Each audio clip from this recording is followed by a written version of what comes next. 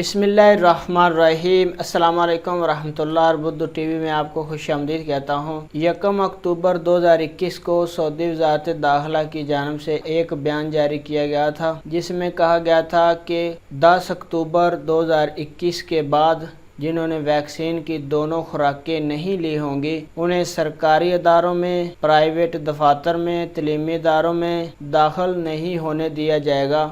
اس کے بعد وزارت داخلہ کے بعد وزارت صحت نے بھی یہ بیان جاری کیا کہ 10 اکتوبر کے بعد جن کی 2 ڈوز جن کو نہیں لگی ہوں گی، ان کا سٹیٹس ختم کر دیا جائے گا۔ اگر 1 ڈوز لگی ہے، اگر کسی کو کرونا ہوا ہے اور وہ صحت یاب ہو چکا ہے اور اس نے 1 ڈوز لگوائی ہے، تو اس کا جموسن کا سٹیٹس وہ بھی ختم کر دیا جائے گا۔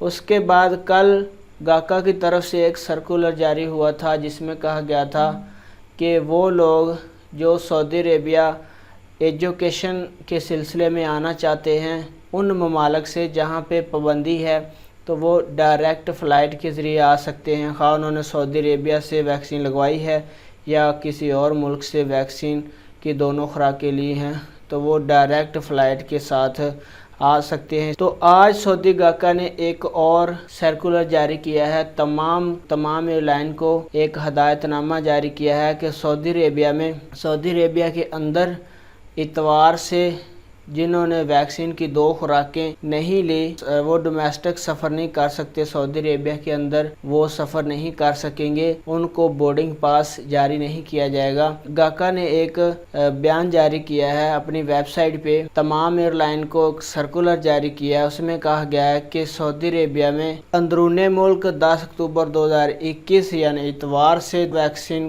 کی دونوں خوراکوں کا جو نظام ہے وزارت داخلہ والا، وہ فعال ہو جائے گا، اور اس کے بعد کوئی بھی سعودی شہری یا مقیم غیر ملکی اندرون ملک سفر نہیں کر سکے گا۔ پہلے اس کا جو توکل نامہ سٹیٹس ہے وہ چیک کیا جائے گا، اس کے بعد اس کو بورڈنگ پاس جاری کیا جائے گا۔